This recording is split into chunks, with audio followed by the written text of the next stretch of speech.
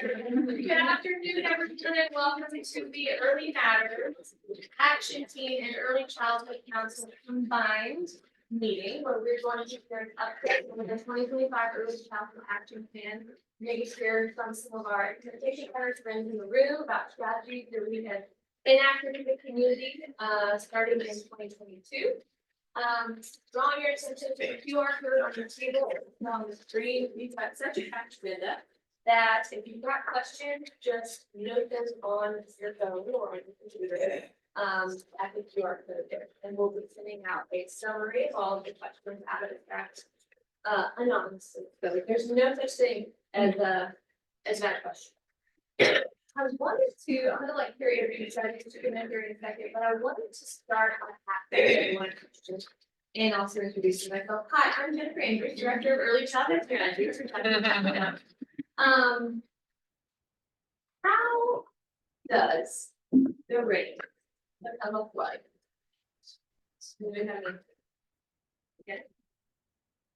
The ground is already so saturated that it can't absorb it anymore. At a time. Let's let it do one of the science flooding. They found a water. So one, the theme of the slide, one drop at a time. And so these are some testimonies from the strategies that are being implemented in Hamilton, Tennessee right now. We have a lot of great work happening. And sometimes I think in this work, it feels like we're not making a dent. We're not moving really giant numbers forward. But the testimony from the people who we are impacting tell a different story. And I don't think that we should forget that because we have childcare teachers who are doing invaluable skills for the classroom to make them want to stay in the profession. We have families who are engaging more in their child's pre-kindergarten learning and skill building. We have teachers and elementary people who are witnessing students come out of their shell for the first time because we're getting return support. So there is good work happening. And we're going to get into the details of it in a little bit, but I'm going to go ahead and turn it over to Executive Director Terry Randolph, which had me get to go over a little bit. Jennifer, hi everyone. So this is one of my favorite group of people. Don't tell the other groups of people that I said that. Really glad to be with you today. Jennifer thought it would be helpful to do a brief overview of 2.0. Not that a lot of you don't know 2.0, and I want to acknowledge that, but we've really been working hard to shift our work. And so you need an update. So we're going to do an update. And it's so great to see maybe familiar faces. I'll just click here. Yeah. All right. Oh, that was the team. So these are the people that make it happen. And when I joined 2.0 2 years ago, almost today, it was me and Jennifer. So this is one indicator slide that we are doing work differently. So you see, we have 3 big bets. I'll talk about in a second, but you see we have a director for each big bet. And then you'll hear from many of these people today. We also have some really specific work around apprenticeships that actually relates to early childhood. You might not think so on the surface, but we're working hard in that space. And you see that we're actually hiring. So the reason I wanted to show you this is we need some help from you. Because as you all know, this work is about people, about great people. And so we need your help thinking about these. One of them, I think Rachel's going to talk about in a little bit. But we're going to send out announcements about these positions. So please be thinking about your networks as we add to our team so we can expand and grow the work. So we have from the inception, 2.0 started about 2016-ish, depends on who you ask, how many that date.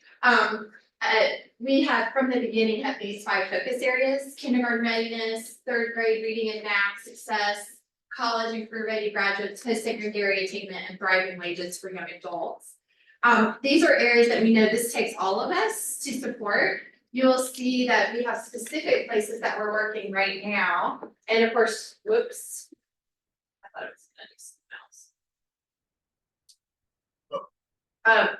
But we're really focused down here today, but there is a whole continuum here. So we are thinking a ton about all of these. We are building a new dashboard for the community to know how we're doing on each of these, knowing that that's not 2.0 alone, right? That's all of us. It's about the collective work. But we're trying to keep our eyes on these goals for our kids and families, and grow it over time. So we have reporting out, you'll hear Rachel talk about some of this. We are really focused on systems change, and this is, if you knew 2.0 in the past, great work. Do you know where the name came from? It's like a quiz. Do you know where the name came from? There's some of you at the table, those as well. We're all living happened. So, the story, Chattanooga, we like to tell about ourselves, a really compelling story, right? It's about the transformation of place. From Walter Cronkite calling us the dirtiest city in America on the evening news, to in the early aughts, Outside Magazine saying you're the best outdoor city in America. If you think about it, if you didn't know Chattanooga in the 90s, I grew up in Tennessee, but not in Chattanooga. It used to be a place people talk about you don't go, just to be honest. That is not the case anymore, right? We have many wonderful things, and I was late getting here because there was a whole big group of tour bus, and right, we are a destination now. And so Chattanooga 1.0 is about transformation of place. The reason we're called Chattanooga 2.0 is about transformation for our people. And we're a little not named exactly correctly. We should be Hamilton County 2.0 because we do serve that whole entire county. So I'll call that out. Just didn't roll off the tongue quite as well. We were thinking about naming it. But that's where the name comes from. So having said that, it's important as you look about how we're doing the work. So we're working to change systems with all of you and others that better serve kids and families. So we have really moved into taking a place-based approach. So we have some very targeted zip codes and census tracts that we work with because they're the areas that we know from data have some of our biggest challenges and gaps. So how are we really concentrating and building hope and belief that we can change those outcomes for kids and families by being really targeted in our approach? We are very evidence informed. You're going to hear from Rachel later. We have a data strategy and impact role now, and we've really embedded data across all that we do, from program evaluation to looking at needs, gaps, and opportunities. So I hope you see that. You should hold us to this. If you don't see these reflected in what you hear today, call us on it. So data impact focus, as I mentioned, and community driven. So I'm going to come back to that because sometimes a picture is worth 1,000 words. We're not talking for 1,000 words, but we have this picture. So this is our current operational structure at 2.0. So this is the backbone team in the middle. So those faces you saw before, Jennifer, Brandon, Rachel, that's us. And we are really listening and learning, research and planning, collecting and analyzing data, monitoring for alignment, convening, supporting and championing partners, and incubating initiatives, scaling what works. And if you look, we really, on this side of the backbone, we have, we receive directional and operational support. We have an advisory council that some people in this room are on. It's a cross sector from business to early childhood to all the areas that we work in. We just stood up a data council.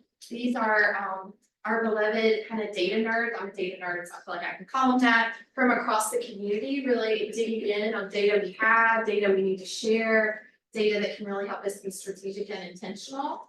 We have the Early Childhood Council, you don't know them. The Literacy Council, Brandon just stood up. That's a little bit of a different council for us. It has national, state, and local thought leaders and experts on literacy that are informing our literacy work that you'll hear more from him about. And then we have an apprenticeship steering committee.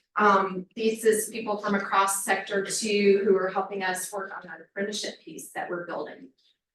But over here, we have the community. We still convene, partner, and advocate in addition to now leading and doing in spaces. That's really a big shift for 2.0.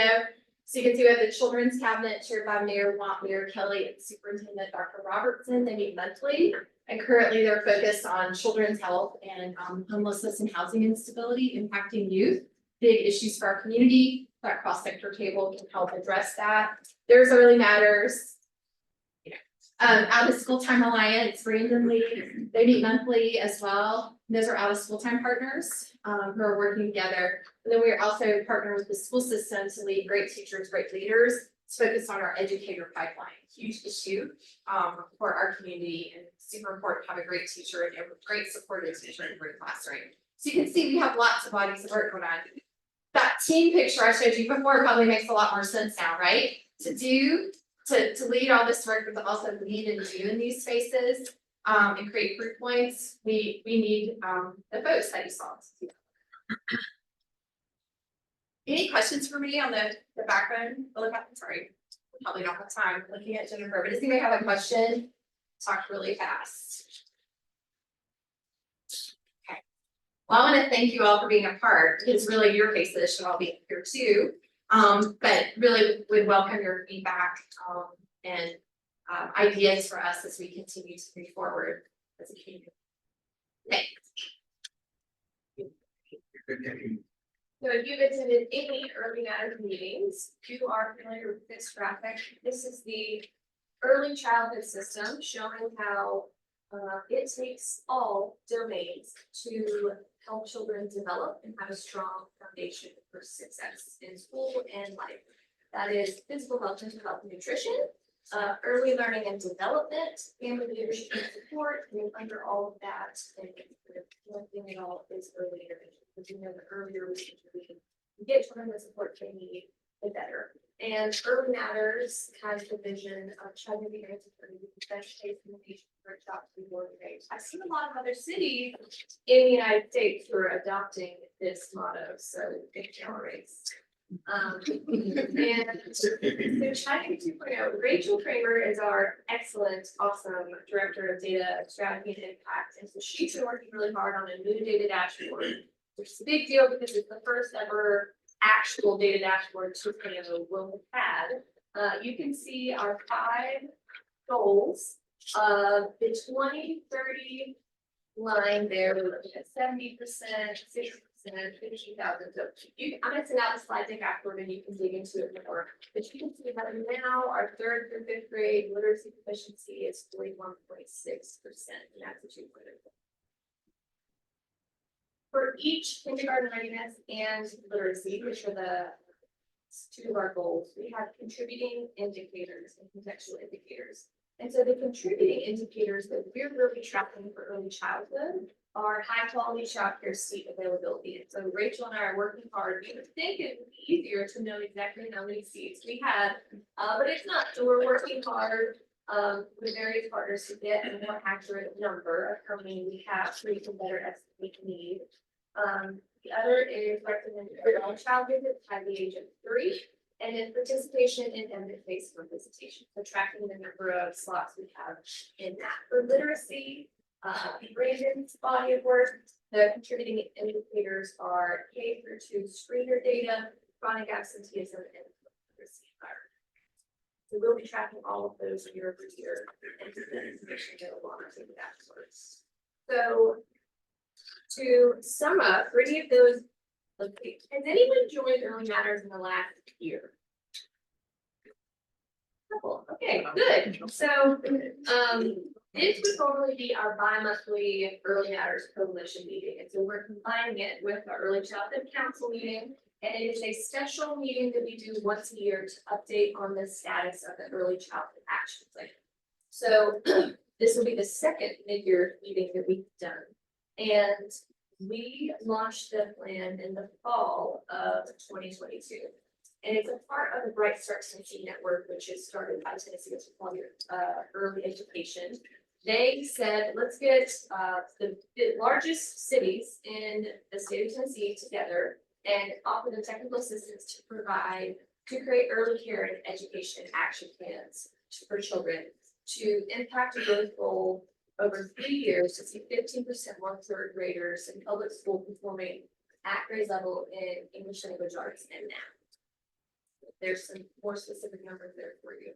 How that impacts Hamilton County, it was 41,000. We have a copy of the data sheet, some updated data in the middle of your table, one per table if you want to look through some of the updated data and demographics for Hamilton County. But we in Hamilton County also decided to target our strategies specifically to economically disadvantaged children and families. T2E outlined 15 measures of success that would impact that growth goal in the early learning, quality early learning domain, health and family supports.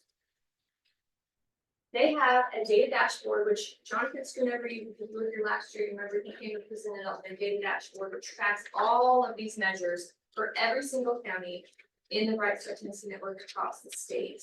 They are doing a huge update to that data at the end of June, so one there, and they've also added 2 new communities, so we have 8 Bright Start communities. And not that much of what we have done has had an impact because it's been such a short amount of time since we launched the plan. But showing that there has been growth in Hamilton County on 3rd grade ELA and 3rd grade math, largely due in part to, I'm not able to speculate, that has a lot to do with how awesome this campus is. And I'm also noting that the state reports math and ELA similar to how Chattanooga 2.0 has set the goal of 3rd through the 6th grade ELA in math, kind of that joint. We want to make sure that children are proficient in math and literacy before they get out of elementary school. So moving forward, that will be attract this data year over year. So that's good news. We also took a place-based approach with the plan, doubling down on our strategies in 3744, 406, and 412.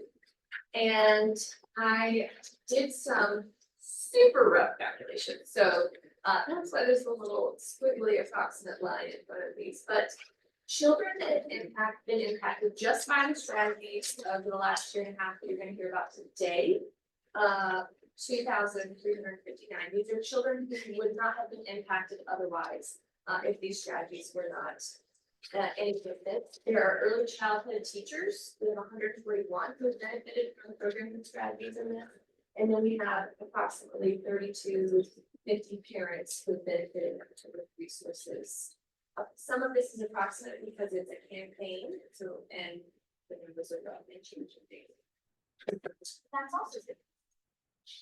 We have strategies, a lot of strategies that have been funded. We can go to the breakdown of the funding type. So we have some that are from the city's ARPA funds, philanthropy, we've applied for grants, and then sometimes organizations just internalize and use their own capacity to execute on the strategies. You have a copy of this, if you picked it up at the front door. It's a lot. We used to have level 1, level 2, and level 3 of how the strategies progressed from it was an idea in the plan, and we secured funding, and it has been in motion. It's being implemented. So way more strategies are on the data side. And then some have yet to start. Some of them we have funding, but we just haven't had capacity to execute on them because there's so much good work happening. So we're going to transition to partner updates here in a second, but I wanted to make a point. Again, if you have questions while people are going through this presentation, scan the QR code. There's a way for you to keep them there. But I wanted to make a point that any improvements that we see in the community are not going to be because of Chattanooga 2.0. They are not going to be because of a single person in this room. They are going to be because of the flood, because of just like drops in the flood. We are all making small, significant impact to the overarching goals. And so what we're all doing is working to remove those barriers that are impeding progress for families and children.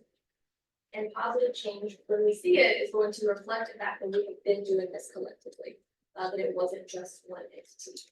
And we have all changed the system to better serve and clear the path for families and children to thrive. So in the past, I think nonprofits have been more competitive, competed to be the ones to show that they're going to make an impact, so they can get more grant dollars to continue doing the good work that they have. But in this space, with all the partners in this room, we see that there are some complex social issues that we cannot handle as one organization, and it takes all of us coming together collectively, which is collective impact, to create that coordinated and aligned system. So each of you is individually contributing to this, both you and your organization. And so before you came, I sent out a pre-read of the measures of success so that you could see Even the strategies that we don't present on today are, and they're over here printed too, if you've noted something that we need to add to our running list of things impacting your programs, impacting the measures of success, we can throw them up on here. You can also add them to the survey. But there's a lot of good work happening in Hamilton County that we're not going to hear about today. This is just focused on the strategy. So without further ado, I'm going to turn it over to Betsy with Nurse Family Partnership to go over. And also just Olivia is over here and she's gonna have time, if you just on time, each position has 5 minutes, and Olivia will be over there.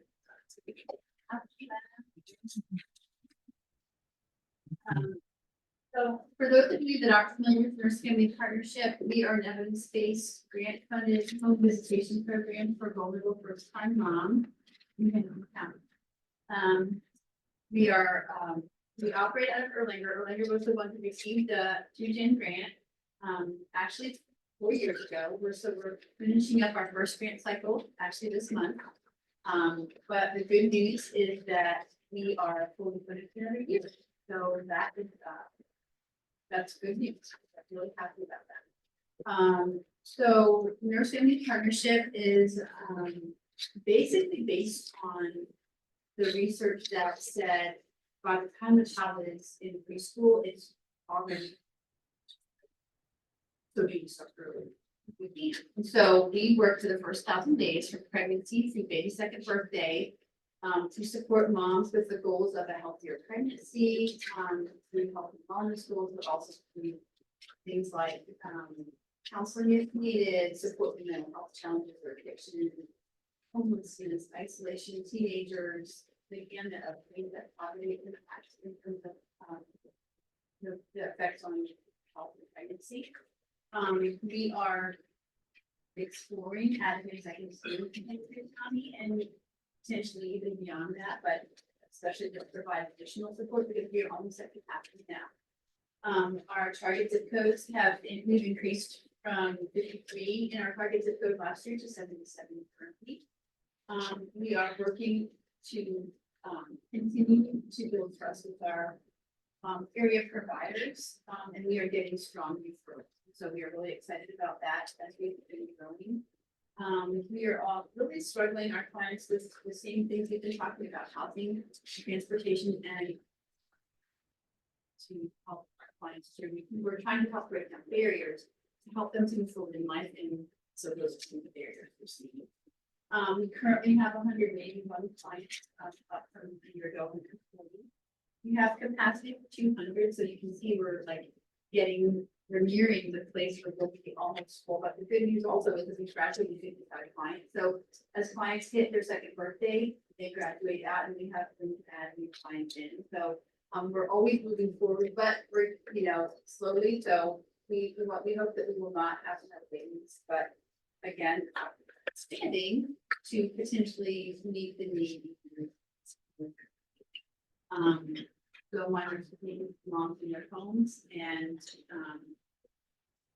every week or every other week from pregnancy to birthday, as I said, focusing specifically on the early part of our enrollment period of about a month to meet with moms and get to know them, and then in that intensive first 6 weeks after baby, we learn to really support breastfeeding and check for complications. Intensively then, but intensively later over the period. And I want to. Okay, so I want you to realize that we're talking about data, but we're also talking about. So this is my team. This is my team of our state consultants and an education consultant that came in the introduction of graduation just 2 weeks ago. And then just a few families that were at our graduation. I will tell you this little baby with the red bow in the middle was a queen. She was actually born at 28 weeks right after she enrolled in the program, but she is she is a miracle.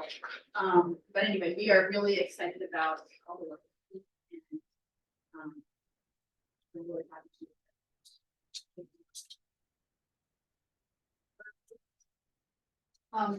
Consistent with We are at like a 90% birth rate, so, and also, almost close to 87% full term, so we have had a few preemies, but most of our babies been born at term, which is really significant considering the demographics and this is really county. And so we have other rates, this is what we put in, I will make sure to do that next time.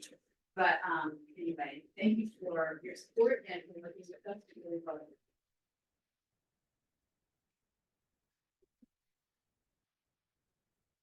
Hey everybody, I'm Shannon Moody. I'm the Chief Strategy Officer at Hamilton County Schools, and so super happy to be with you.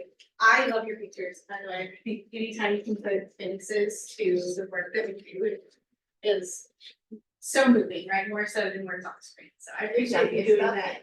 Absolutely. I'm going to talk to you guys a little bit today about our school-based health clinics. We're just kind of dipping our toe into this work. I think thanks to a lot of the work that you guys are doing. We have two different models going on in Hamilton County right now that we're trying in two different places on our school-based health clinics. The first is actually partnering with our Erlanger FQHCs to do a full-scale, full clinic inside of the Howard School. And so that opened up earlier this year, I think in January, if I have my dates right. And the purpose for that is actually to bring a partner into the school to be a full medical home for students, right? And really be able to kind of bridge that gap where we see a lot of our students do not have medical care.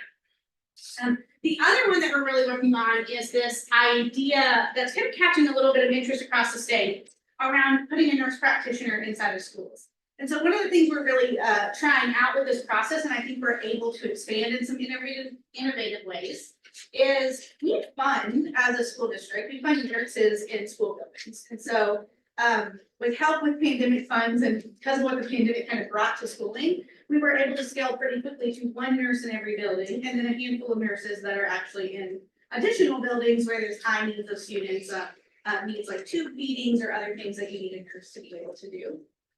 And so the nurse practitioner model at Clifton Hills was really born by the school, the work of the principal there, as they were really thinking through how do we address chronic absenteeism? What are our root causes to kids being absent? And in their school, they found that many of their root causes had to do with health and really access to health. So maybe you're sick and you can't have access to, or you don't have access to getting to a doctor to get the medicines that you need. So that sickness maybe lasts 2 weeks instead of 2 or 3 days to get back to school. So they took their nurse position, they took some strategic funds in a way that we shifted our school funding and elevated that position to a nurse practitioner. So they used the base funding that we were already giving, some additional funding to move that to a nurse practitioner and set up structures where they can actually see every student for free in the school. There's no charge to any family who sees a nurse practitioner. And if you need that visit to be kind of elevated to an NP visit, then she's able to kind of switch her role, to be able to do some diagnosis, to work with partners to be able to provide medications if needed, right? I always kind of use the, maybe you have strep throat right there at school, right? You call the parent and say, hey, would you like to be seen? Be able to see, diagnose, get some antibiotics called in, and be able to get better faster, right? All within the school building. The goal of this in this school was really to well, in both schools, was really to decrease chronic absenteeism. We know there's a lot of root causes to chronic absenteeism, one of them being access to healthcare and just being healthy. We are launched in both sites. I think that both sides are seeing very different things, right? There's less barriers to the nurse practitioner model because there's a little bit of less red tape, right? To be quite honest, when you're putting just a nurse practitioner into a school that is a school employee, there's less that we have to do in terms of billing and pieces like that. Right? We're able to kind of build trust much faster with families and make sure that they're served at no cost. Howard is experiencing a little bit of barriers, honestly. I think these come from just us figuring out the partnership, figuring out the billing pieces, and there's lack of insurance, figuring out the trust aspect, right? We're talking about communities that don't hold a lot of trust in these large systems right now. So how do you really manage trust with our pieces?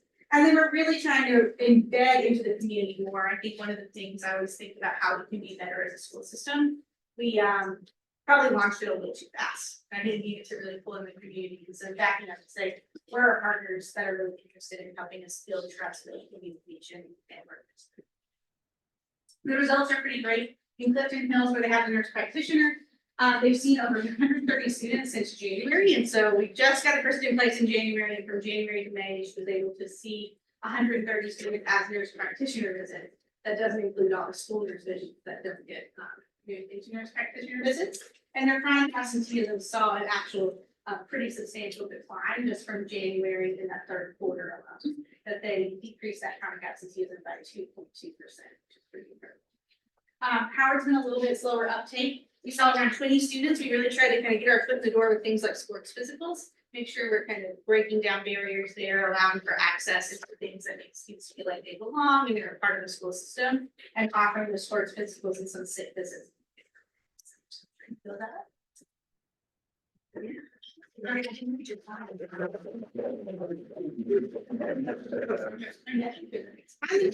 So, keep hearing from me. I do think we're switching gears though, into family and community spaces first.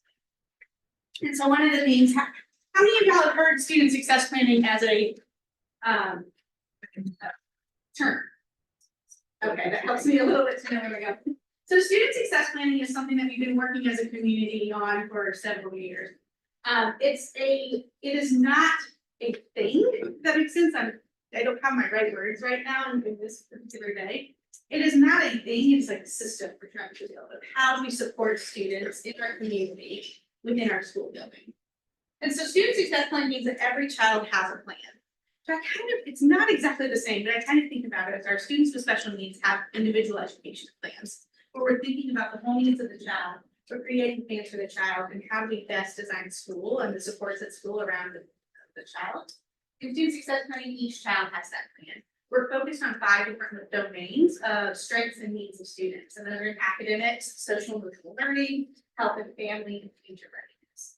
And so each of those areas, we're looking at the data that kids bring in those areas, what we know about them. We're looking at their strengths, their interests, and their needs. And then we're really focusing on co-creating a team of people that know the child, that it's not just a number, and really dig into what is going to be the best connection for the needs of each child, or to connect to the strengths of each child, to really make sure they're fully engaged and embedded and belonging in the school system. So our whole goal is to create those personalized connections internal in the school system and then external with the community to make sure we're supporting the whole student.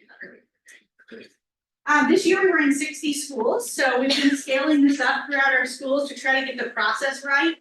Every year we can think of a million ways the process can get better, right? And we're building a system and changing the way you think about schooling is really big work. So we're in 60 schools right now, and they've created 28,760 plans from the last time we ran that number. I'm sure it's more. But those are individualized plans for students. So that is a lot of work happening to figure out what do we know about each child and how each child needs. Next year, we will be in 70 of the schools, and the year after that, all of our schools. Our high schools were took a little bit longer to get on board, so they're our last ones. One of the big pieces that we're ready to do this summer, we launched, and we're going to be really trying to ask for help and build up, is the community side of this. So we were able to launch these partner referrals in the student success planning database. And there's 2 sides of this database that I think about, right? There's the side where we're building student plans and leveraging the data we know about kids since we see them day in and day out in our school buildings. And then there's taking that information and figuring out where the best connection is. And so we think of this as a very collaborative work. It's owned by both the community and the school system. In how we take that information, bring partners into the platform, and then refer students out based on strengths and needs to those partners that are trying to gain access to students and families as well. So we think this can be a really collaborative effort of what we do for the course of school, right? And how we really connect with our partners in the community to leverage everybody's strengths and everybody's work that we're doing. So the barrier is not a barrier. It's a shameless plug right here, honestly, that we are at a space where this is standing up as a system, right? We have it in the majority of schools. We have plans created for students. We've worked through kind of some of the big rocks on that side to say, how do we systematically keep looking at the strengths and needs of our students and logging that somewhere? And we're at this moment where we're looking for partners that are interested in receiving referrals through this platform to be able to kind of connect with us on board, have access to the system, have access to the data that's within this system, connect the kids that we're serving together as a group, and really make this a much stronger piece of what we know about kids, how we're sharing this data, and how we're working together to kind of help them navigate through the pieces that we're working to make sure that they're kind of driving through our system all the way through. There have been 81,000 program connections so far, so the platform does work, right? We are able to connect students to programs. A lot of those admittedly have been in Hamilton County schools, as we don't have a ton of partners on the platform yet. So we're really making sure to connect them to the things that are happening in Hamilton County schools. But what this is amounting for is about 2.8 connections per student that are aligned to their strengths or their areas of need. And we're just imagining at this point what that can be when we can really leverage with this. Thank you. Are so lucky that we have Hamilton High School, Erlanger, and other community partners. Chattanooga is just so unique.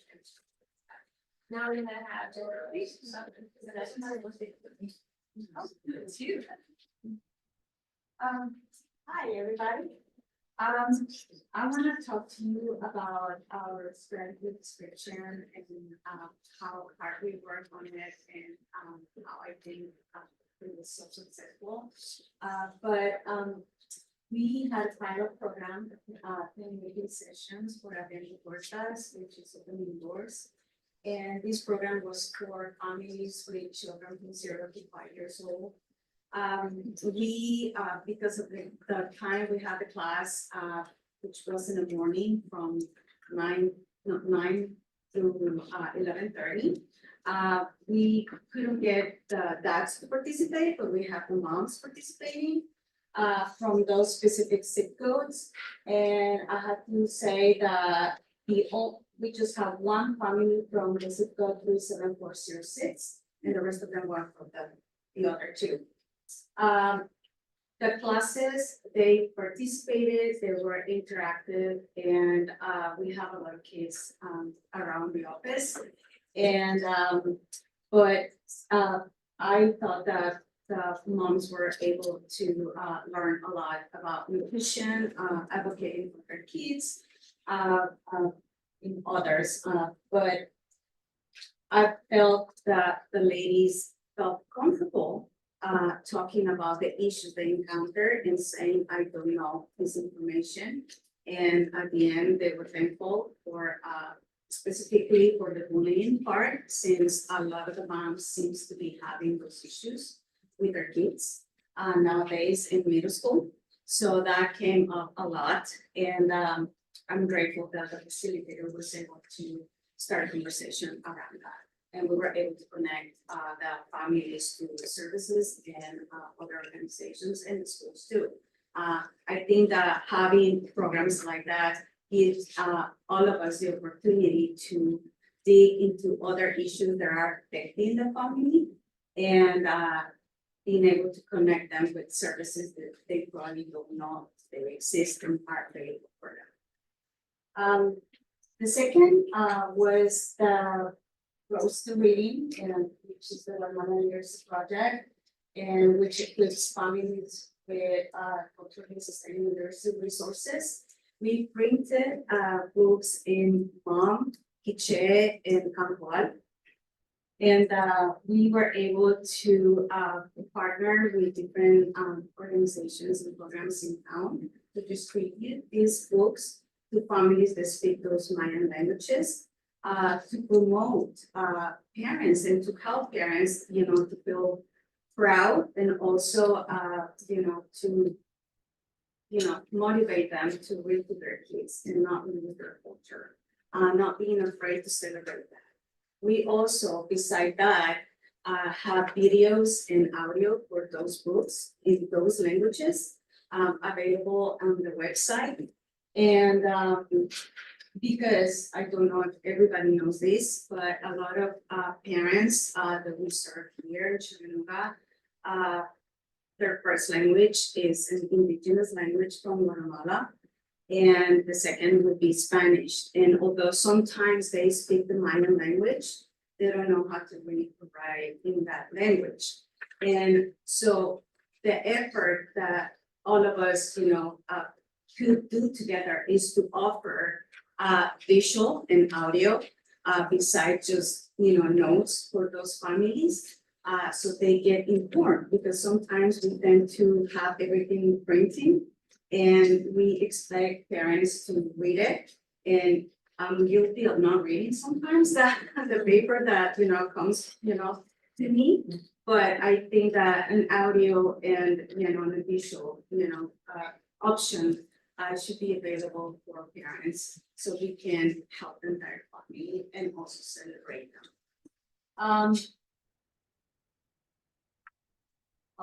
Since we have the videos posted on our website on the bus, we had a total of yes, 252 views since we first started, and 146 unique viewers, which is 146 families, checking those audios and those videos, which makes me really happy. Because although for some people that number, sounds like low, we're talking about families that didn't have access before to books in their own native language, and also who never grabbed a book or were motivated, in their native country to read. So that's a really big, just a success for us. 7 out of 10 moms completed the 10-week sessions, and one moved, and the other ones they were having issues with transportation. Even if we offer the transportation, sometimes it's hard for them to trust the person who's picking them up. And we paid for it, and I found a person who speaks Spanish from Mexico that was doing that service. It's really expensive too, and but they did not feel comfortable. I understand that we're bringing their kids. So I would say the barrier that we face is transportation, childcare, for sure. Sometimes we can find volunteers to do this job, and they don't show up at the end, or the kids don't want to go with them because they don't know them. So that is a barrier, and even that we speak Spanish a la paz, it's hard sometimes. It's hard sometimes to just do it because of that. Location, 2, because of the small space, and tracking and pre and post surveys, which I could talk forever about that, but I don't have time, so thank you.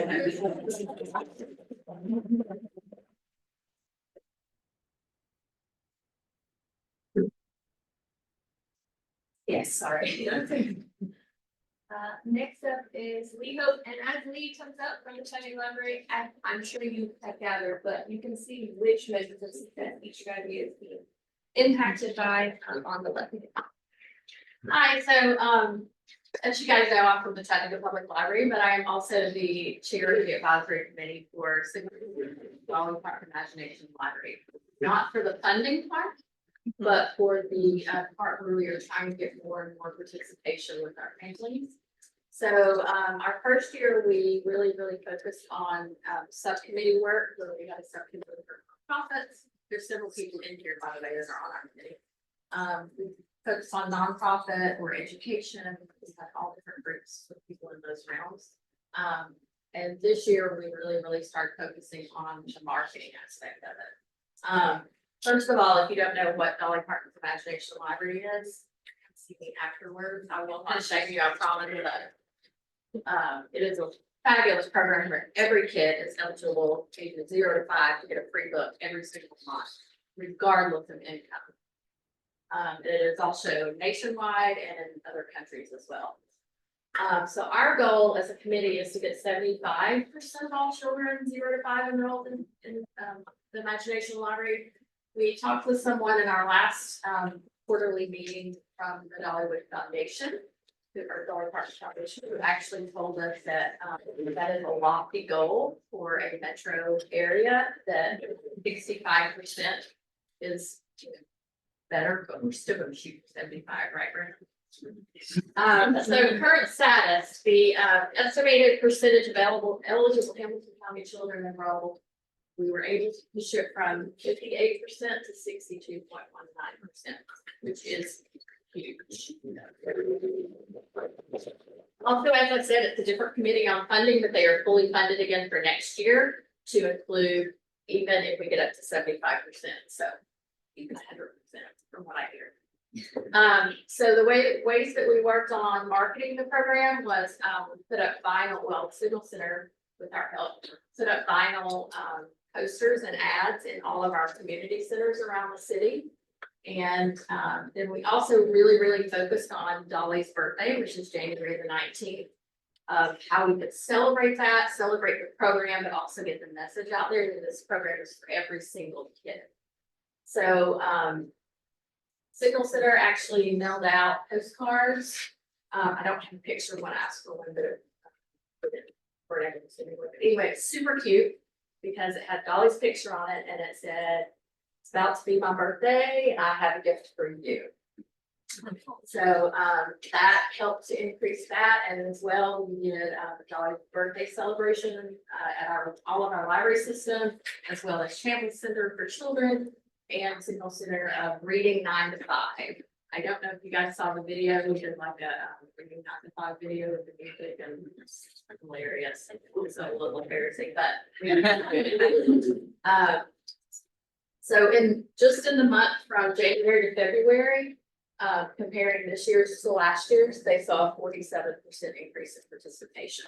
So between all of the social media posts from all over the different organizations to the postcards, it was a success. Barriers. So marketing campaigns do work, but we need more agencies involved in promoting. So this fall, Dolly Parton and the Imagination Library will have been in Hamilton County for 20 years. And so we want to continue to celebrate that as well. So we'll be sending out information through Early Matters about how other agencies can help us in joining, promoting this on social media and any other avenues that you have. If you need posters, we have them. If you need flyers, we have them. Also reaching those certain zip codes, which I don't have the actual zip codes that the postcards were sent to, but I would imagine they're the same zip codes we're talking about. That's what we do for. And then another barrier is families that are not registering for every child. So if they have siblings, they're like, "Oh, well, my older kid's already getting one." The purpose is for every single child to get the book. The book comes in the mail in their name. My nephew was so upset when this stopped coming in his name that he got books until he is in school from Amazon, from his Auntie Lee that has his name. And they will get different books. There's like 6 different sets of books that they send out from, so they'll get different books. The kids need their very own library. And then families move and they don't update their addresses, so I don't really know how to handle that, but you guys have ideas, let them. But the results are currently there are 13,411 enrolled, which is an increase of 1,172 children out of the 21,000 submitted 566 that are.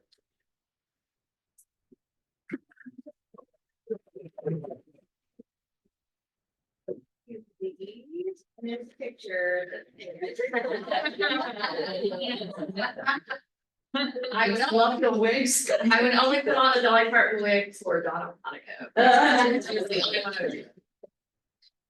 Okay, next is a video from Jessica Filcher at United Way on the United for Working Families campaign.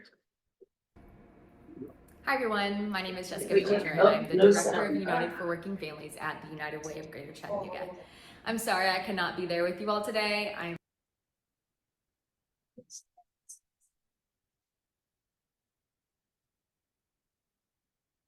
actually taking advantage of our family. Hi everyone, my name is Jessica Filcher and I'm the Director of United for Working Families at the United Way of Greater Chattanooga.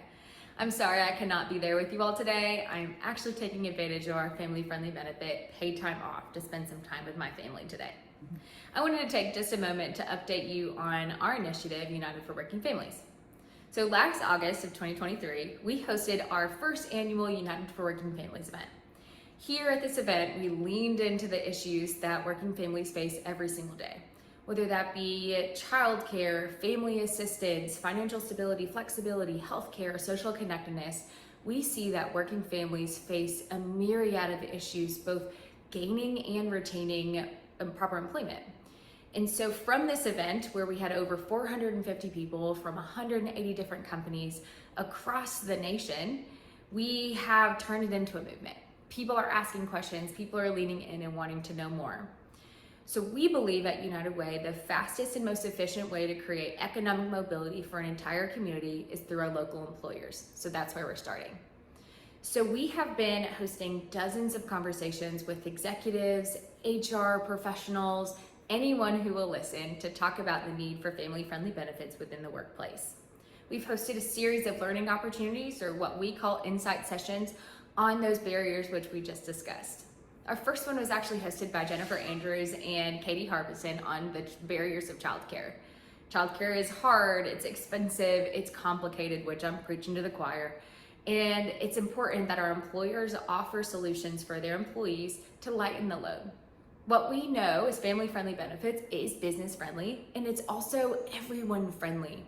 Within the workplace, if a working mom is taken care of outside of work, so they're not having to stress about their child or if they're going to pay bills, they're going to be more present and more productive, therefore offering a whole slew of benefits for the employer. Whether that's lightening the load of the other employees, whether that's making a positive gain on their bottom line, or just creating an overall more positive culture, we find that that's very important. We've also went on a marketing campaign. We have shared the news of United for Working Families with everyone that will listen, including our friends with WUTC. We've hosted a vignette series with over 15 employers talking about their great benefits that they're offering and how they are willing to lead the way for creating economic mobility within their own employees. Outside of that, we are full steam ahead for planning for our second annual United for Working Families Summit. So save the date on August 27th, 2024 from 8 to 1 at the Westin Chattanooga. We are hosting another event. We're going to talk about a lot of the same issues, but with new perspectives, new resources, and new data. I really hope to see you there. So all of you in this room are employers yourself. While you are serving the community, you also serve the employees you have. If you have questions or wanting to figure out how to navigate the world of family-friendly benefits, please reach out.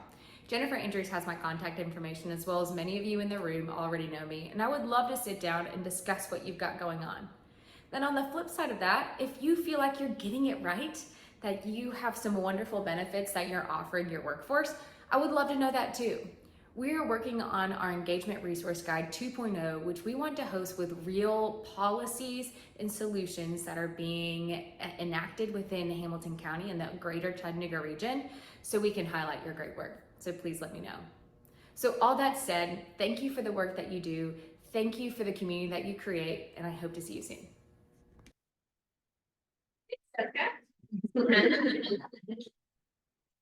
All right. Okay, now we're going to move into high quality early learning, of which there are a ton of strategies. You can go through that same picture, adults, you can stand up, stand in the back of the room, use the restroom, which is outside. Because we're just going to keep blazing through. So I'm going to welcome Katie Harrison, Bethany Foster, and Nikki Miller with Kansas Center for Children. We're gonna be quick, but we just figured we'd all come up here so you can see everyone's faces. So I'm Katie. And Stephanie and Nikki are gonna talk a little bit about this too, but I wanted to tell you a little bit about Micro Centers, and then I'll let them tell you what we're doing. The strategy with the Micro Center is to increase childcare seats, right? That's what we're all trying to do. And the thing that makes the Micro Center different is that it's not a full-fledged big childcare center where children are separated by age group into classrooms like you would see. A Micro Center is actually under a different type of license that is a license that was originally meant for people who are taking care of children in their home. So mixed age group settings, rules are different, a little more lax on fire marshal things, so it makes it possible for us to do childcare in kind of a non-traditional setting.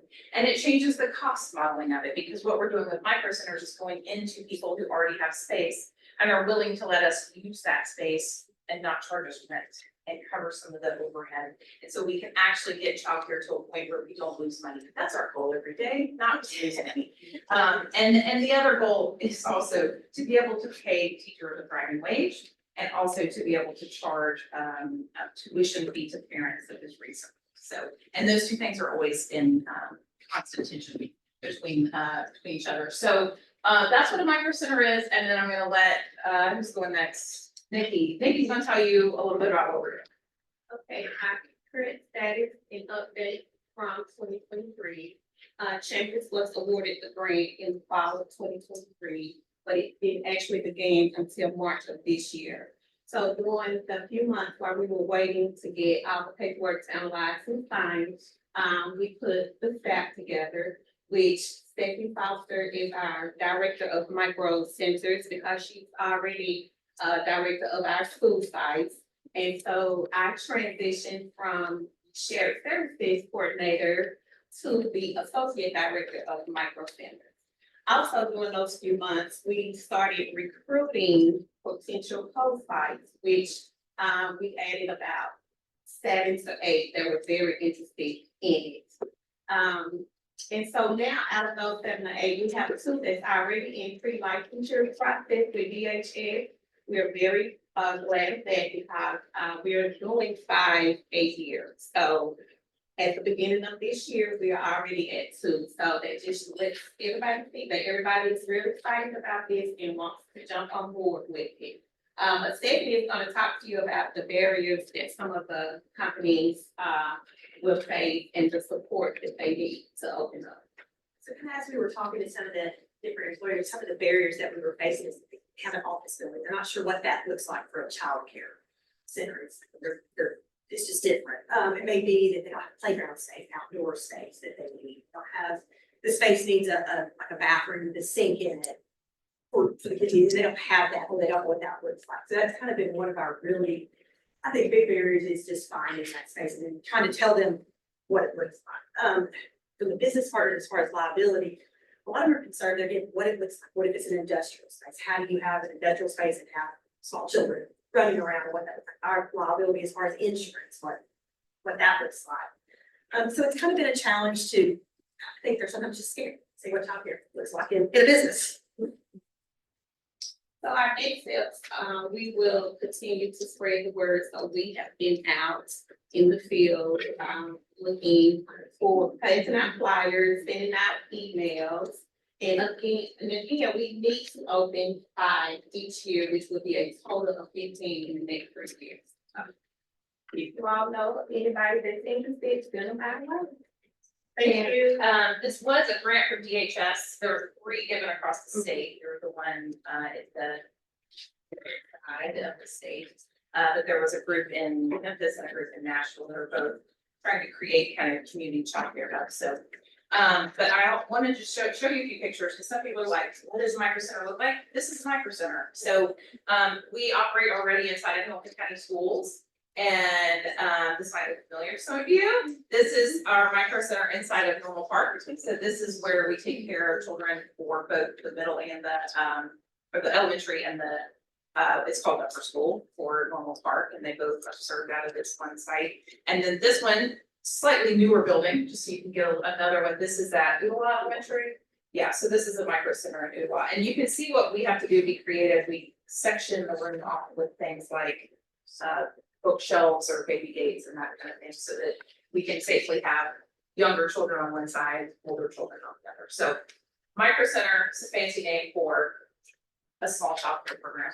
But all the kids in one room. So anyway, see if you have any thoughts on who might want to host a micro center. All right. Thank you.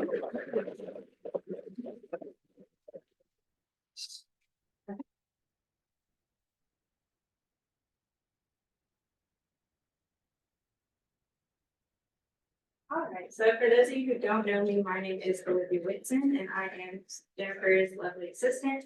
I've been with the Chat 2.0 team since December, and my time has largely been spent dealing with and helping manage the Quality Matters Fund grant. So we're going to talk about just a couple of those initiatives today, not having all of it, it's a lot of moving parts. So we're going to talk about the ones that we have the most data for. First being our Part 1, so tuition assistance program. So this is going to be for, if you are an early childhood educator in the county, we are giving access to up to $2,500 of tuition towards either Chat State or UTC This is gonna be coming out in October, so definitely need more people. If you have people to come, become day classes, definitely let us know. We have to get rid of that money. But the whole like promotion and theory behind this is to show investment in our teachers, and I think tuition is a great way to do that.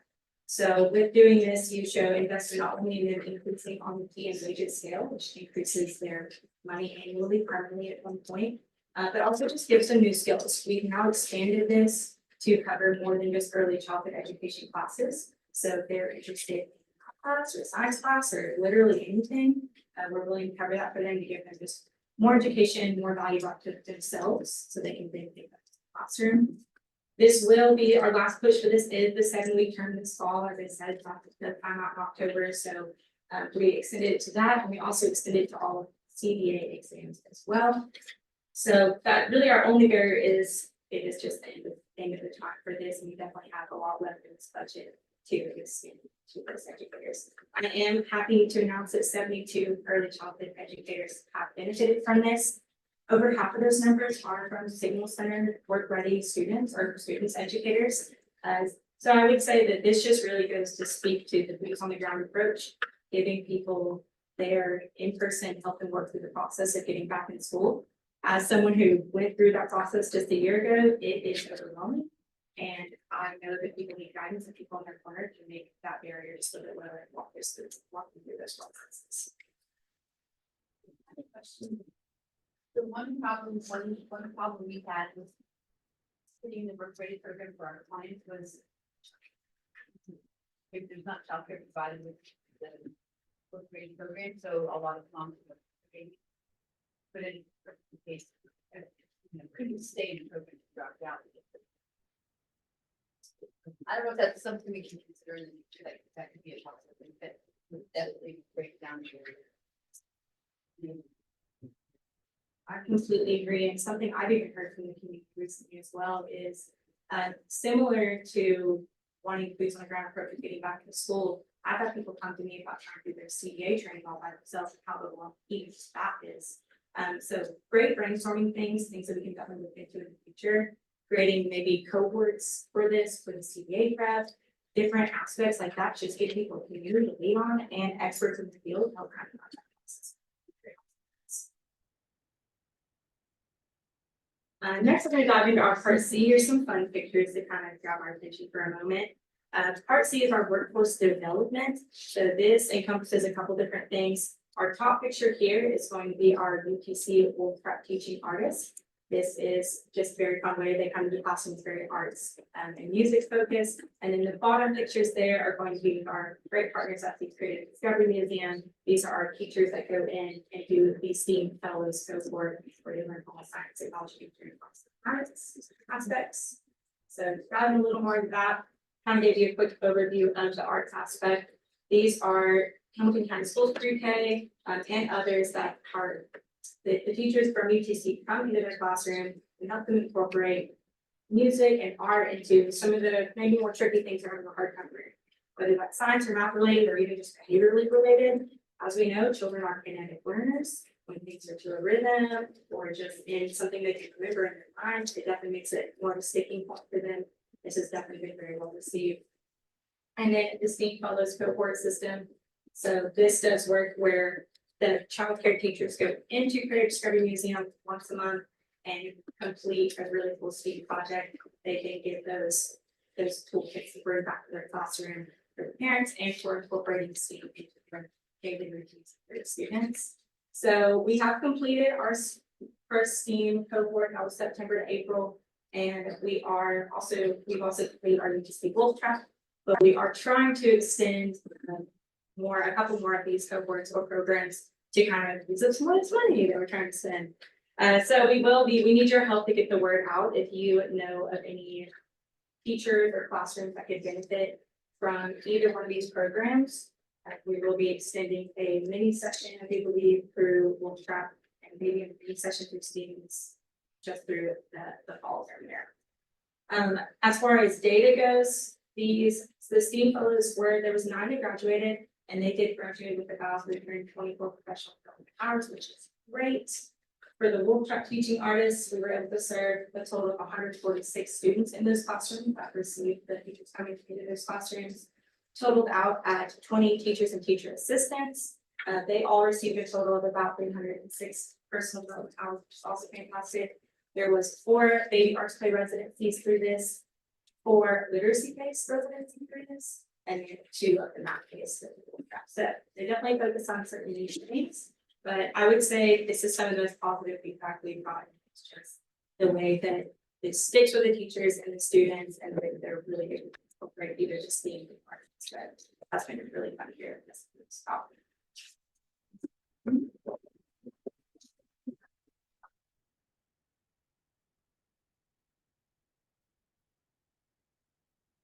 I'm Rachel Kramer. I'm our director of data strategy and impact at Chattanooga.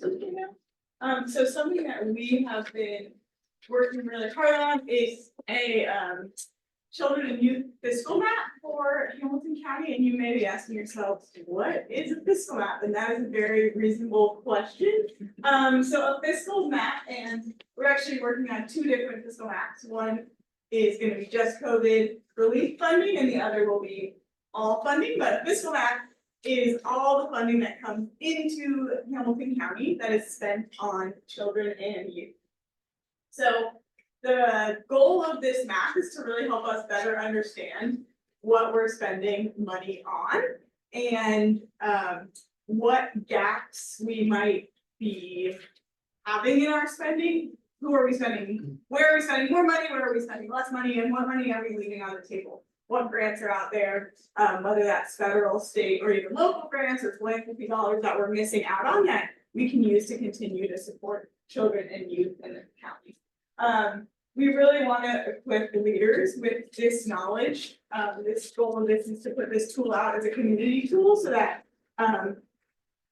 many different leaders can use the information and the data to help support children and youth across the county. So the dashboard is going to go live in a few weeks. And again, that first dashboard is just relief funding. And we know that funding is sunsetting. We know that partners and organizations who had relief funding money, that money's going away, and that's leaving some people in tough spots as that funding was used for a variety of programs and services to support children. And we want to make sure that we don't leave organizations sort of high and dry.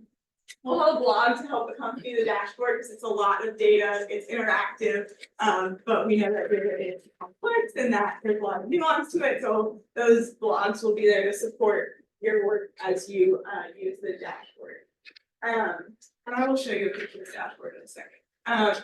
Also, we're really excited to announce that we received a grant to hire a children's funding coordinator. So we wanted to make sure that we built this dashboard and then use it for action once we put it out there. And so this new position that we will be hiring for this summer is someone who's gonna look at gaps in funding, what's missing, thinking about new strategic ways to fund programs and services for children and youth across our county. And Carrie mentioned this at the beginning. If you know of someone who might be good for that role, they're going to get a lot of the technical training, some of the policy training that they need. But we really want that person to be someone who's embedded in Chattanooga, Hamilton County. And one of the first areas that we're going to be looking at is the early childhood space for funding. So something that we learned from this map is that around $65 million of COVID federal relief funds came into the county to support the early childhood space. This is just a quick picture of the dashboard, and I filtered it here by early childhood education, early childhood intervention services, and workforce development. So those funds Olivia were just talking about, they're included in this map, and you can really play around with the funds, the funding streams, how much money was available. And this page, you can sort of pop out the table and look at all the funds that came in for early childhood education. So there's a lot of data in here. a lot of money came into our county, which is really exciting, but there's a lot to think about with those funds. So that's it. Do you have any inkling of any more federal funds coming down for early childhood? And a lot of us seem to be doing off the various and. Yeah, I don't at the moment, but excited that we'll have this children's funding coordinator coming on to be looking at that, because we know that that's a huge problem and that, you know, we want to make sure that everyone is able to continue the programming that they were doing. So yeah. Okay.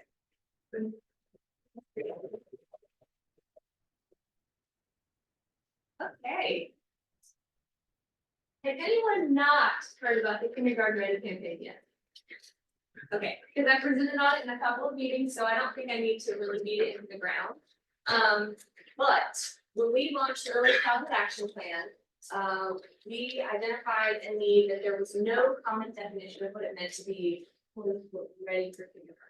And we have lots of friends who remind us all the time that really it's the job of the school to be prepared for a child and serve them no matter how prepared, quote unquote, they are when they get to school. But we also know that childcare teachers and parents can do a lot of really helpful, easy things to build skills in children before they get to kindergarten to set them up with a strong foundation. And so we did January of 2023. We got a bunch of people in this room and cross sectors together to come to alignment around the definition and a skills list. Fast forward, this last year has been focused on the campaign around kindergarten readiness. I'll show you pictures in a minute. You've probably seen it. It's a cute little bubble thing. But we redid the campaign booklet, activity booklet for families. That went out into kind of schools. Registration for kindergarten in April. We have RAC cards. There's some examples here at the sign-in sheet. If you want to take one, if you want a lot of them to hand out to your clients, patrons, people that you serve. I have more in addition to booklets. We're going to be delivering these 36-page activity booklets that benefit both children and their parents to all pre-K classrooms in here. So this summer, Olivia and I are going to go door to door and pass those out so that for the upcoming pre-K class, those teachers can say, hey, we're doing great work in our childcare classroom to make your child ready, but you can also be doing stuff at home. Also, if they're home sick, you know, when they're sick, but they're not really sick anymore, and you still have to work, or maybe that's just me. And you're like, look, there's some great pictures in here that are actually secretly skill building for kindergarten. So we launched a social media campaign. We had booklets, RAC cards, and PBS is amazing. And they have written into their, so they don't have it. Is anyone from PBS here today? So they got the Ready to Learn grant and they applied for funds to support families in our target zip codes. And part of what they wrote into the fundings was video support for the kindergarten ready. So they are going out and doing professional video shoots of childcare teachers, Hamilton County Schools, social emotional, academic development coaches, doing activities that will then be posted on the website. So the only support we really need is to help spread the word. Let me know if you have a need for booklets, RAC cards, posters. The library has been just giving them out left and right, and I love it. We've delivered them to the Saudi library. I'm going to make it to other libraries as well. A little bit of data points. Just launched this campaign at the end of April, early May on social media. We have had thousands of people interacting with the social media ads for kindergarten. It's really resonating. A lot of shares, a lot of people saying, tagging their friends, like, hey, did you see this? Hey, this is great. Very few negative comments. The ones that are negative are just like, how can a kindergartner possibly understand what emotions are? And you're like, okay, well, let me just tell you. So, but we also did a resource website that lists the skills and other activities and links out to partner pages like Creative Discovery Museum and the library, PBS. We have had 2,980 unique visits, mostly all from the Hamilton County region. And the social media campaign that has received so much traction has been 95% viewed by people at the greater Chattanooga area, which is amazing. And it tells us that it's really resonating. We also did a survey of caregivers, Rachel and I did in March.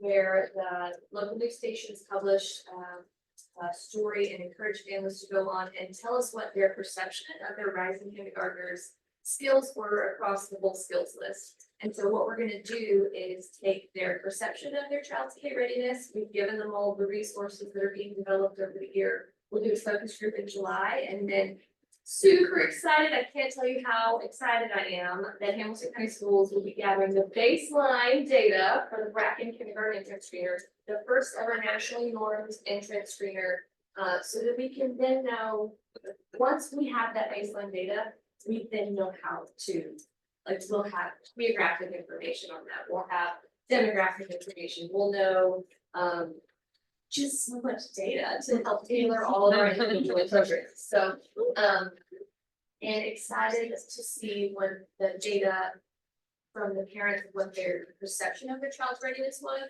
to how their child ended up testing on the readiness. So I'm excited about that. And here's some pictures of the kindergarten campaign, the website, and then one data point to leave you with is we did a webinar in May of private childcare pre-K teachers. Just the pre-K teachers, we had 34 of them attend the webinar, which was fantastic. Most of them, all of them really liked the information that was provided. They really appreciated hearing the perspective of kindergarten teachers, and I think that's a place for us to build on. That two-way communication between expectations of the kindergarten teacher and preparation by a pre-K teacher. But I thought it was interesting that 3/4 of them, we said prior to this year, that we felt informed about what is expected of kindergarten in Hamilton County Schools on day one. And most of 3/4 of them said no. And so they were taking this information and saying, this is what is expected of children, and they're able to kind of tailor that. So there's a lot of aha moment happening there.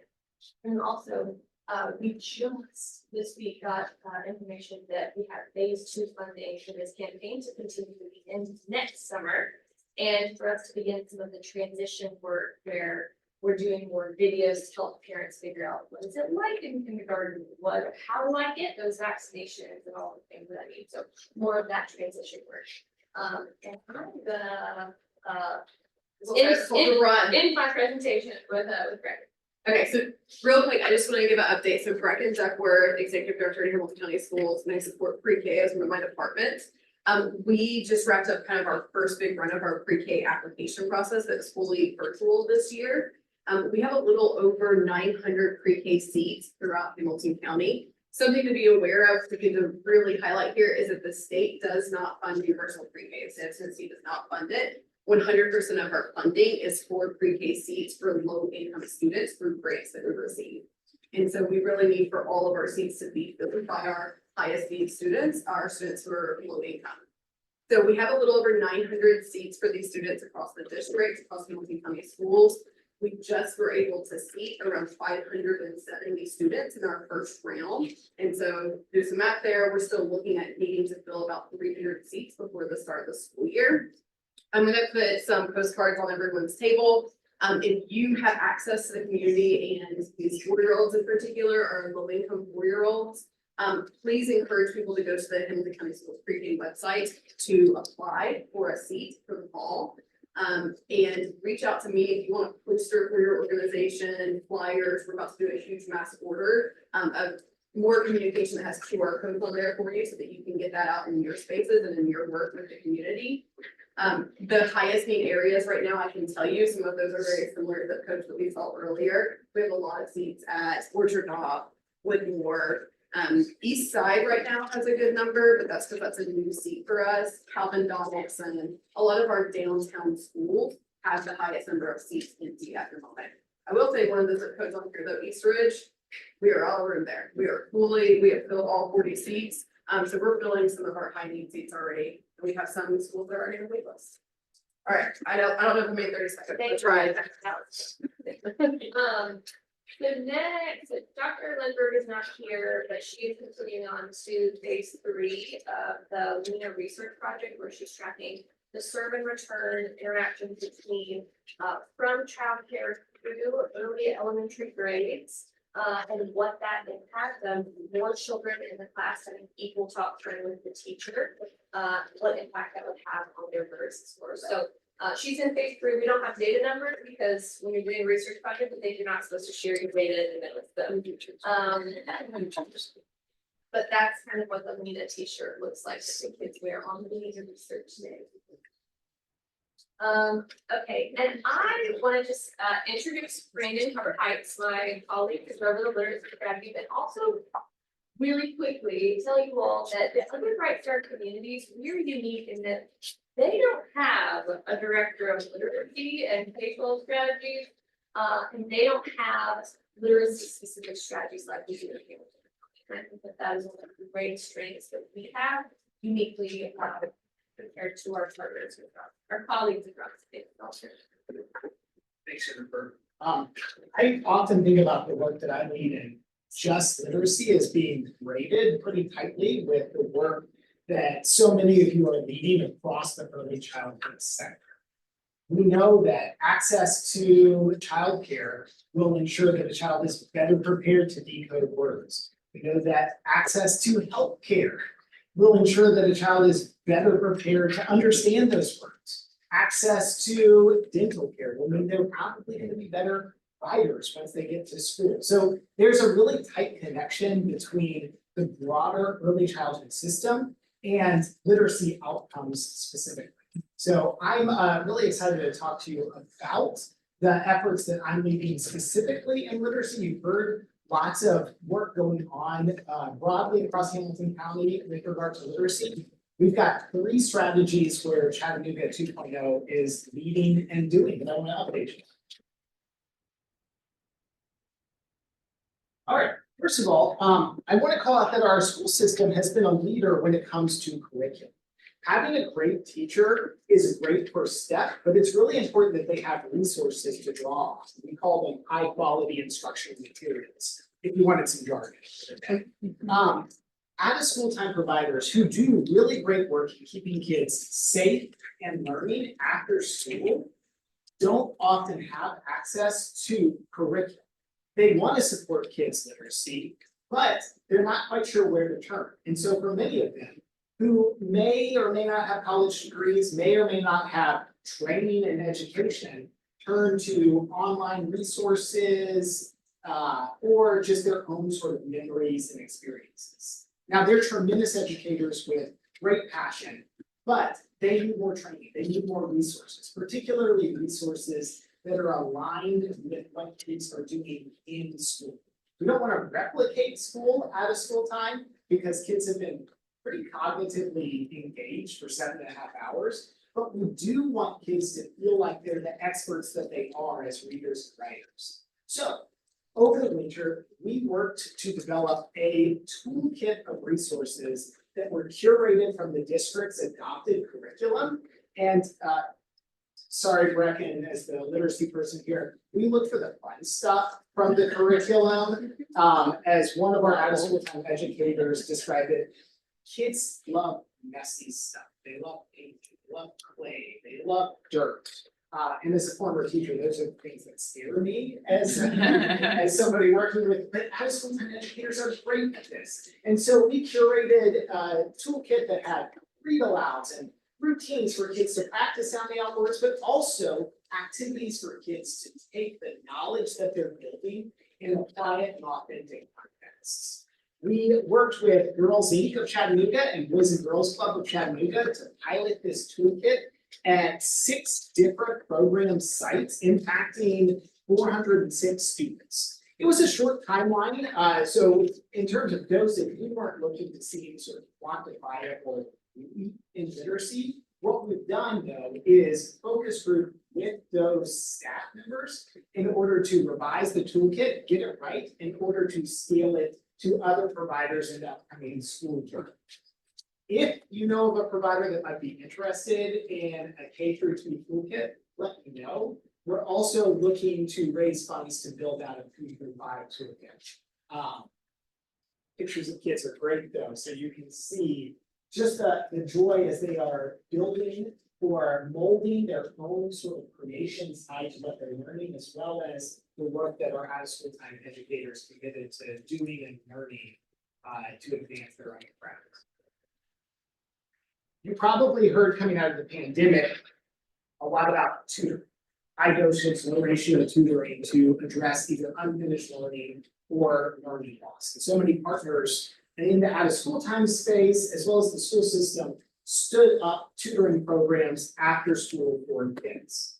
That's really, really important.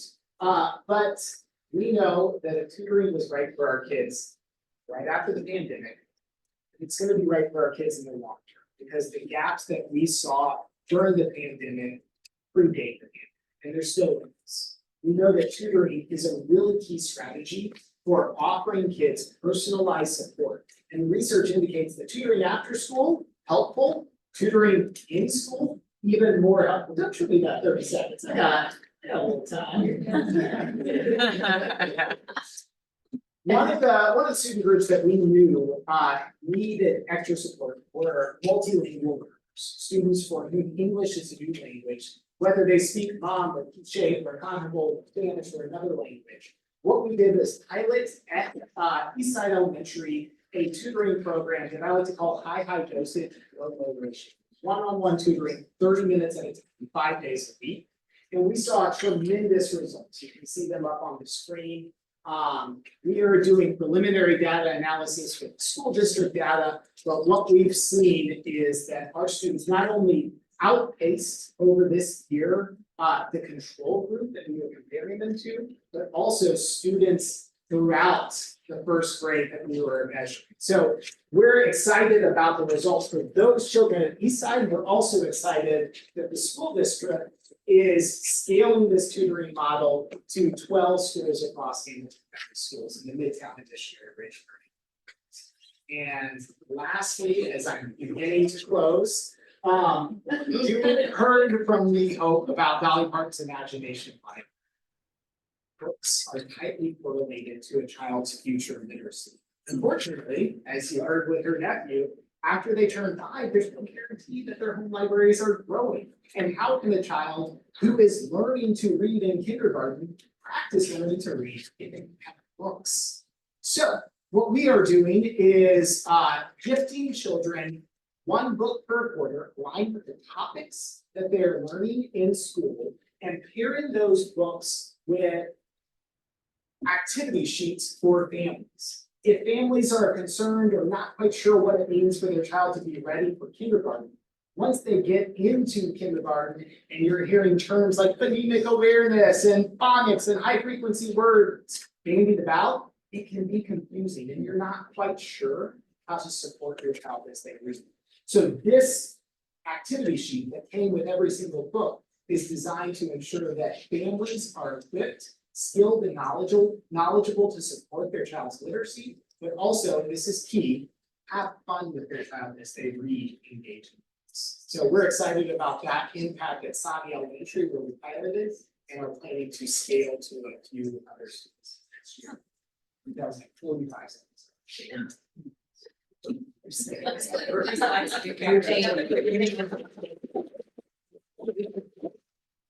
Okay, so thank you, Brandon, and thank you everybody for presenting. Again, submit your questions if you've got them. We'll get them to the presenters and then summarize all questions. The last thing that we are going to do is a policy update exercise. So I'm gonna bring up Joanna. But the first, while she's coming up, the first thing that I'm gonna do, because we've got so many people here, is ridiculous and I love it. So if y'all would look here and smile, see if you can figure out, okay, oh, let's see, all right, ready? 1, 2, 1, 2, okay, I love it, thank you so much. You can get it. We'll take it. We'll take it.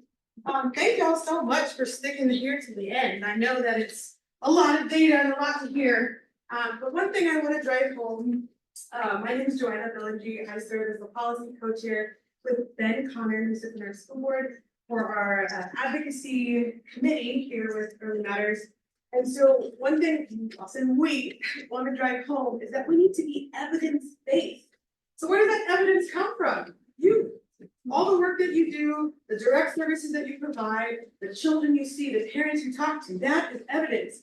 And so one of the things that we're trying to do as we develop policy strategies is make sure that you understand your everyday life is what is needed to make sustainable policy change. So as part of the Early Matters Policy and Advocacy Committee, there's this set long-term goal that says we want to be a trusted resource for the local state delegation. So we've had the opportunity this year to actually do some of that. I understand that in last year, June of 2023, we did have a meet and greet with our legislators. And so we were able to then manifest that meet and greet and keep moving and move towards what we call a micro day on the hill this year. So we were actually at the General Assembly. We were able to meet with our Hamilton County legislators. We talked with TQEE to figure out what is a policy agenda that supports all the work that we're doing here. We worked with Rebecca Woods and others. Jonathan was there, Jennifer was there, and some of you in this room were there. We were there and again had a chance to say, hey, these are the things we want you to consider. We have practitioners in the room, policy experts in the room, and that led us to make sure that we gave you all a recap last month. Can you imagine we're 6 months to 2024 already? Good night. In May, to talk about, okay, well, what exactly came out of the conversations that we had. So we were able to work with TCCY to do an update. I believe Jennifer gave you guys the handout, the recording. Okay, and there was a slide that came with that. Just as a quick recap of that, y'all do know that we have a 2-year General Assembly cycle. The 113th General Assembly just ended. So moving into 2025, we'll be picking up our next 2-year cycle, and the 114th General Assembly will be starting. And so as a result, we had some wins, we had some opportunities to win again. And so we do want to mention that the Promising Futures piece of legislation did not pass. It ended up going behind the budget. It was not successful. Then we have our TASER study, our childcare regulations that actually did make it. So we're excited to see that. Some of y'all might ask, okay, what exactly does TASER stand for? Is the above my pay grade? Not today. So just know that it stands for Tennessee Advisory Commission on Intergovernmental Relations. And what that means is we have a group of legislators and folks who come together to think about the issues that you guys are facing and how does the government respond to some of these issues. And of course, it has to go through to their legislatively and through recommendation. So we'll be looking at childcare regulations in an intergovernmental way. And then, as mentioned, we have the recording summary. And so people have asked also about the diapers. What's happening? We're hearing that diapers is coming. Well, or people can have access to diapers.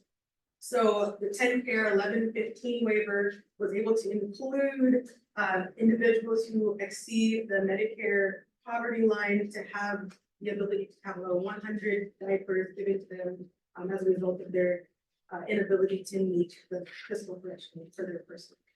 So yeah, these are just things that are coming up as far as policy, but we want to make sure that you all understand as we wrap up today. How do I go for this? That you drive policy. Okay, you drive policy. So if there are things that you think of that you believe we as a committee, a coalition can come together and collectively put on paper and use the resources you have to present these to our legislators, whether that be local, state, or beyond if need be, we want to consider that. So before y'all start working on this exercise with Joanna, these are the policies that were identified in early child action plan that we published in October 2022. From the beginning, some have changed, most have not. But just as a refresher, we'll put these back up on the screen. But they're just resources. So I want you to grab your phones really quick. I know we're getting ready to leave, so if you don't mind, go ahead and put in on your phone menti.com, MENTI.com. I want you to enter the code 14670108. Joanna, I can't memorize that, no problem. There's the slide. So go ahead and put menti.com in your browser and look up the code as presented on the screen here. And what I want you to do is take a minute to think through the things you've heard today, to remember, the conversations that we've had, to think through the paperwork that has been presented to you. And even if you believe somebody is working on this issue or they may be proximal to an issue, go ahead and say what policy or procedural barriers may still be holding our children and families back in Hamilton County. What barriers, policy, procedural are still holding our children and families back here in Hamilton County? And go ahead and put that in the screen. And as you do that, if anyone has any thoughts that come to your mind, I would love to hear.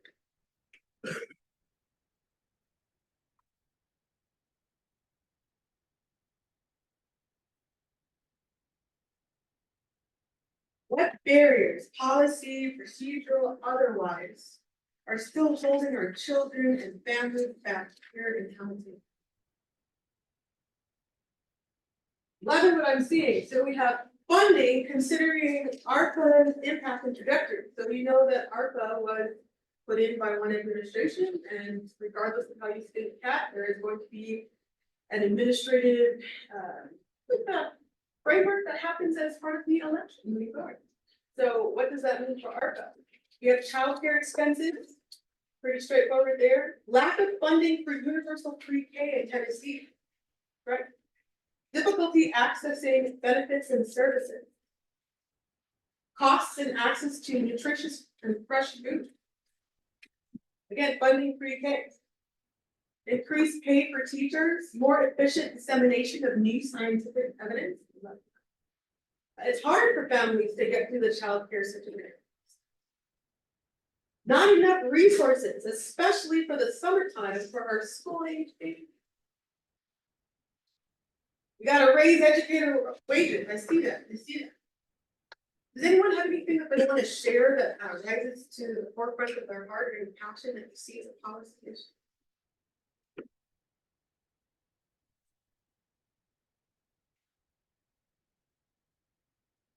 I will add to my platform. Absolutely. So some of the problem with the fact that we only receive grants for our pre-K spots that are for low-income children is that the grant is so limited and so small. It really only provides the fund for the staffing of the people who need to be in that classroom, which means that there's other state requirements such as having playgrounds, having nap mats, and none of that is funded through it. There's also issues then of we're not even funded to provide aftercare options for the kiddos or transportation to and from. And so we're asking our low-income families who build these seats to then provide their own transportation, which can sometimes be at more random times of the day than our regular school day. Question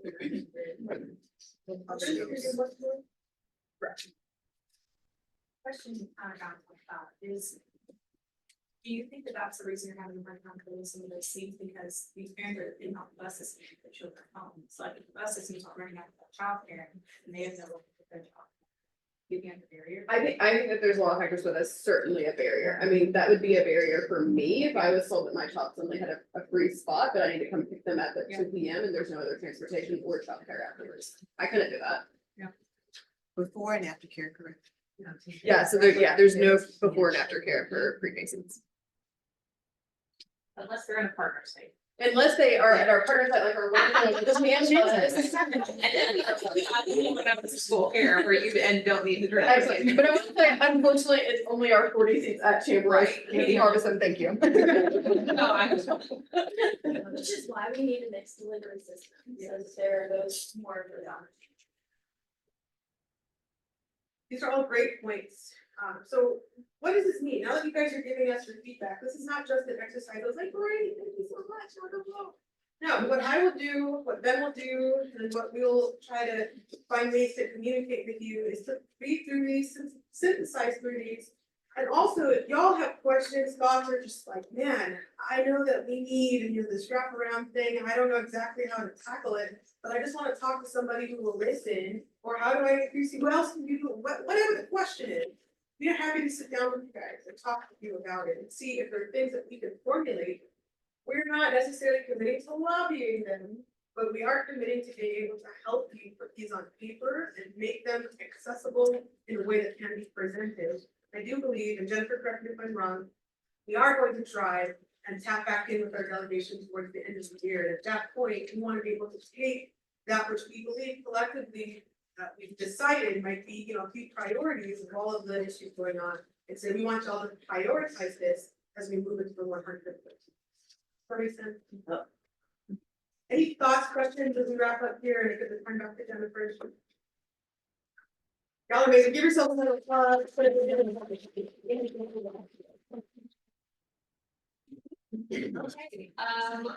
we are here at the end. I just want to thank you all. Thank you to our implementation partners who presented today. Let's give another round of applause for the great work. And I also want to thank those who did not present today, who are doing really impactful work for children and families. As I said in the beginning, it's a massive coordinated effort, and we're only going to get there together. Thank you to UTC for hosting us today in this awesome building, to Olivia for keeping time, and then for Alyssa Flores of the Journalism Institute from Southern, who is helping us take notes and do a write-up of this as well. I appreciate all of you for putting the time every day, and I'll be sending out a survey to Word for any feedback. So have a great rest of your day. And the last thing that we have to Yeah. At 4:00, Save the Children Action Network is hosting in conjunction with Northside Learning Center